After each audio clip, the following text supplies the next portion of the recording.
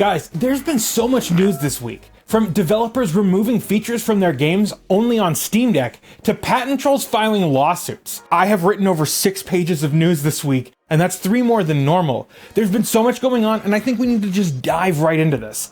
That's right, it's Steam Deck news time. In a show of resilience, Valve's marketing team has released a brand new Steam Deck trailer. Now, this trailer was titled Steam Deck, All-in-One Portable PC Gaming, and it features a mix of action shots of the Steam Deck and players, some of which we've actually seen before. For example, this shot of the player in a hammock is featured on SteamDeck.com, and I've actually used it in several of my videos as B-roll. However, most of the clips used in the video were new to us. The video is only about 30 seconds long, and it seems like it would be useful for Valve to use in some sort of ad campaign, maybe on YouTube or other platforms like Instagram. Now, as an editor by trade, I have to say that I really love the energy of this video, though I do feel like the music choice here is a bit subdued. I'd love to hear your thoughts on this trailer. Leave me a comment and let me know. But before we move on, let's talk about the sponsor of today's video, Micro Center. Micro Center is one of the largest consumer electronics retailers in the US. With over 30,000 products in stock, there's something for everyone. Students, IT managers, and gamers alike trust Micro Center for their computer and electronic needs. With 25 stores nationwide, Micro Center is opening their newest location in Indianapolis, plus 2 more by 2025. To celebrate this, Micro Center is offering some great deals. And right now, visiting the Indianapolis store can net you a free 128GB flash drive. As if that's not enough, Micro Center has an awesome coupon for my audience, and with it, new customers can get $25 off their next in-store purchase of $100 or more. And even better, there's no restrictions on what that $25 can be applied to. May is also desktop month at Micro Center, so be sure to check out all of the desktop deals they're offering as well. Plus, there are more great deals on PC parts too. Once your PC is complete, you can submit your rig to the build showcase and get a $25 coupon when your build is approved. And if building a PC isn't your thing, don't worry. You can still save while letting Micro Center sweat the details with their pre-built PCs. Right now, you can save $800 on this PowerSpec G439 gaming PC with all the fixins. Make sure you use my link below so that they know I sent you, and thank you to Micro Center for sponsoring this video. Now, back to it. Alright, so Valve is out here minding their own business, and then suddenly, boom, they're slapped with a lawsuit by an alleged patent troll. And they sue pretty much any company that puts rumble, vibration, or other haptic responses into their products. Microsoft, Nintendo, Sony, Apple, and others. So Valve is being sued by Immersion Corporation for patent infringement because the trackpads on the deck include linear resonant actuators, rather than the vibration motors that are used in something like an Xbox 360 controller. The benefits of LRAs is that they have a much finer control over the haptic output and can shape feeling much more accurately. LRAs are also different tech than traditional rumble, but they also have found their way into other modern controllers. The Nintendo Switch has HD rumble, for example. Those are LRAs. And also the DualSense have this type of haptic too. The fact is, both Sony and Nintendo have been sued over the inclusion of these types of rumble in their controllers, and these companies have settled with Immersion Corp. So it'll be interesting to see if they end up settling out of court or if this goes to trial. I would love to see a patent troll get smacked down, but I think Valve might just take the L here and end up licensing the patent stuff from this company, which, you know, that would suck because I don't like patent trolls. Speaking of trolls, dbrand. Now, full disclosure, dbrand has sent me their products to review in the past, but I don't have any relationship with dbrand besides that. But now that that's out of the way, I called them a troll, and that's because this really is trolling. This is stunt marketing 101. So basically, they made a knockoff Zelda Tears of the Kingdom skin for the Switch, and it looks pretty sick, honestly. It's limited edition, and dbrand is not attempting to hide the fact that their design is quote-unquote plagiarized. They said that. That's their words.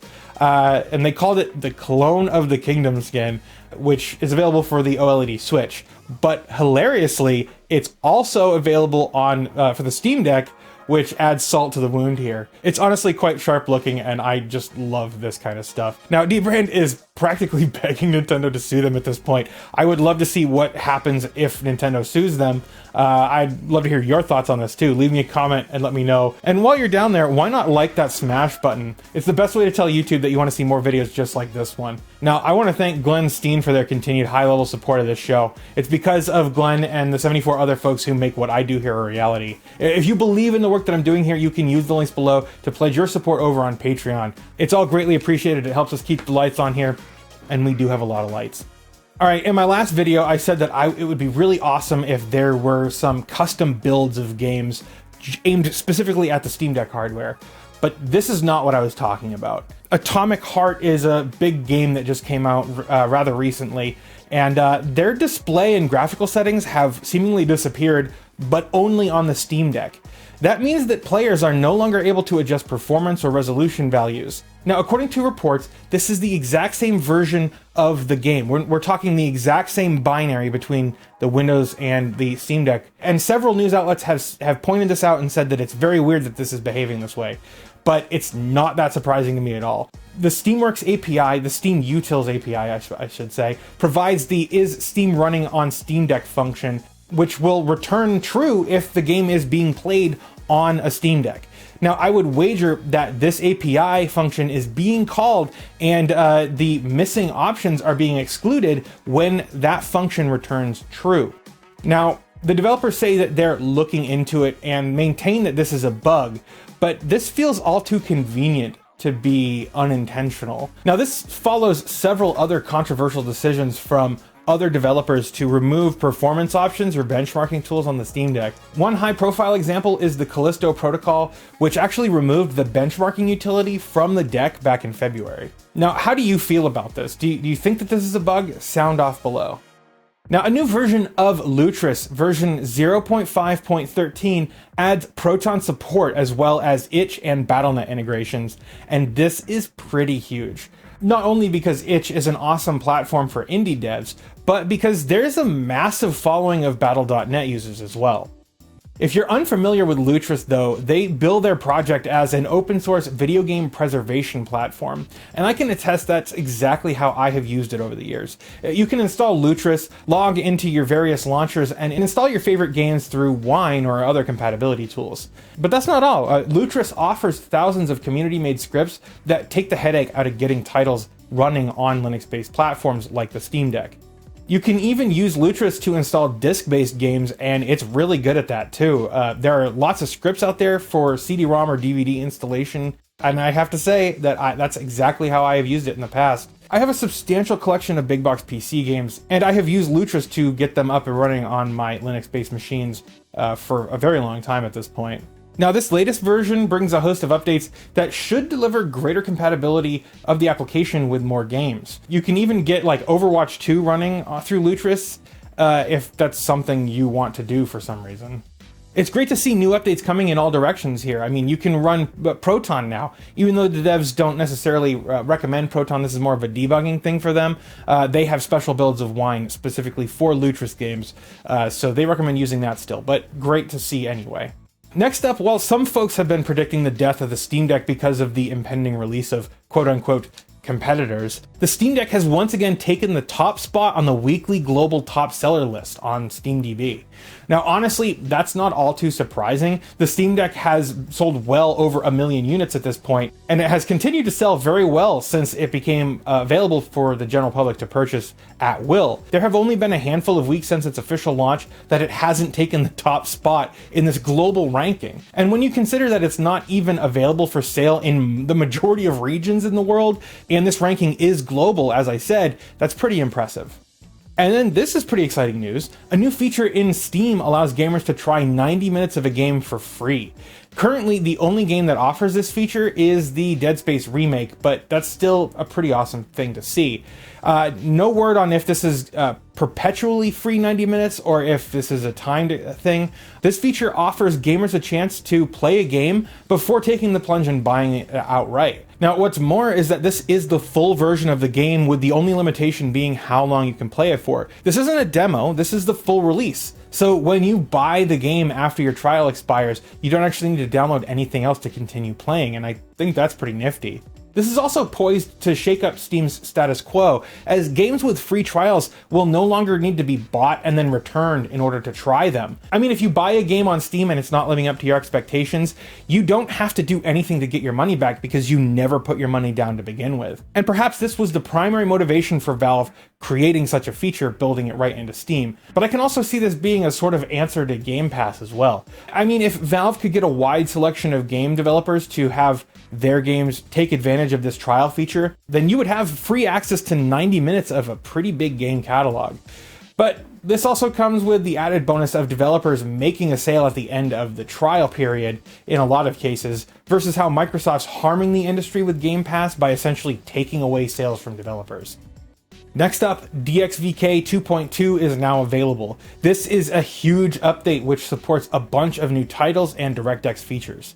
Now, the DXVK project supports DirectX 9, 10, and 11, and that's a huge swath of PC games. But this latest version of DXVK supports Microsoft's own compatibility layer, D3D11 on 12. I'm going to call it 11 on 12 for short. And basically what it does is it acts like DXVK, but instead of translating D3D games to Vulkan, it translates D3D11 to D3D12, which is much more efficient. And it's actually able to increase the performance of D3D11 games. Now, Microsoft is literally copying the open source world, which I find hilarious here. The more things change, the more they stay the same. But this also means that DXVK supports this 11 on 12 feature by utilizing VKD3D, which is the DirectX 12 compatibility tool. I know, it's been a lot of numbers and acronyms, but suffice it to say that this latest release of DXVK now supports even more of the DirectX 11 specification, and that is a good thing. But now let's talk about some graphics drivers. The latest build of Mesa is out, and it is huge for the Steam Deck and other AMD GPUs. The question is why? Well, because it includes the Vulkan Graphics Pipeline Libraries, or GPL for short, not to be confused with that GPL. Now, this is something we've talked about in other Steam Deck news videos. This GPL provides massive boosts in performance when it comes to shader stutter. This means that you should be able to play a game without first compiling shaders, and you should have significantly reduced stuttering at that point. This also has the potential to eliminate much of the shader cache stored on your limited drive space on deck, though it won't eliminate all of it. I'm really excited for when this driver actually hits on the Steam Deck, and it shouldn't be too long after all. Now, other distros should see this upgrade with their usual update cadence, but that varies widely between distributions. If you're using something like Arch, or an Arch-based distro like Manjaro, you should see it really soon. If you're using Ubuntu, it might be the next stable release. Now, as is tradition around here, we like to end the show talking about the updates to the Steam Deck's software. This last week has seen 4 beta updates of fairly respectable size. On Friday, we saw a pretty hefty changelog.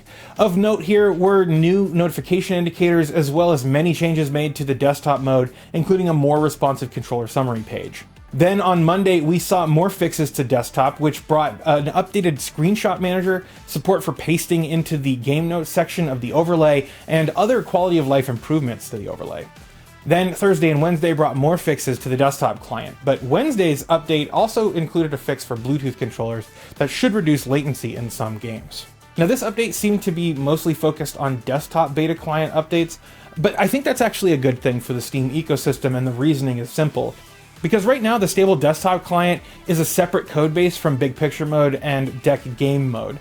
These updates to the desktop client beta are unifying that codebase. So anytime a change happens in one, it's really easy to port it over to the rest. Once this beta desktop client is released to the stable channel, I suspect that we'll see a greater pace of new feature development going forward across all modes, be it desktop, Steam Deck, Big Picture mode, and VR. But those are my thoughts. I would love to hear yours. Sound off in the comments below. Now, I want to thank these 75 folks over here, my YouTube members, my patrons, my ViewSync subscribers, people who make what I do here a reality. It's because of these folks that I'm able to continue making videos just like this. If you believe in the work that I'm doing here, you can support this show with a monthly contribution over on Patreon. And thank you. That's it for now, though. Thank you for spending your time with me here today, and I'll see you in the next video.